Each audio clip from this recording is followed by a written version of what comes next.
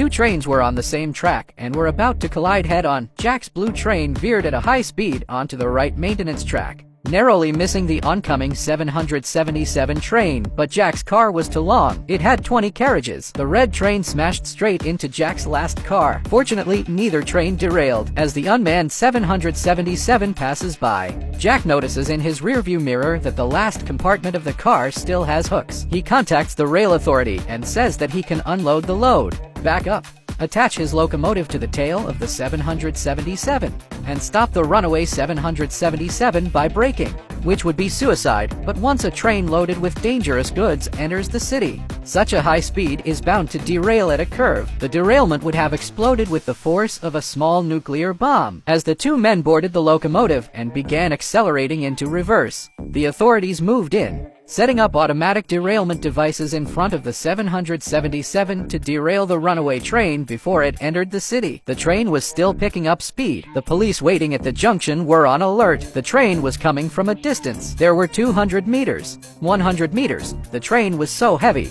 tens of thousands of tons, that the derailment device was useless. All hopes now rest on Jack, who speeds up and backs to chase the runaway train, closing the gap between the two cars. 3 cars apart, Jack starts to slow down. One more car. Keep up your speed. The two cars met, and the force of the crash broke open the door of the last car, scattering the corn inside. However, the hooks of the two cars were not connected, so Tom had to link them manually. Jack sped up and backed up. When the two cars came close again, Tom jumped onto the joint of the two cars and put his foot on the hook. The hook was connected, but Tom's foot was pinched and hurt. He fought his way back to the front of the train. Soon the train would pass the curve. The wheels of the locomotive had all locked up, and the speed had dropped. But that was not enough. The safe speed for the curve was 15 miles, and the current speed would still derail both cars. There was only one way to do it, and that was to go into every car on the 777, manually, and brake independently. Time was not waiting for him.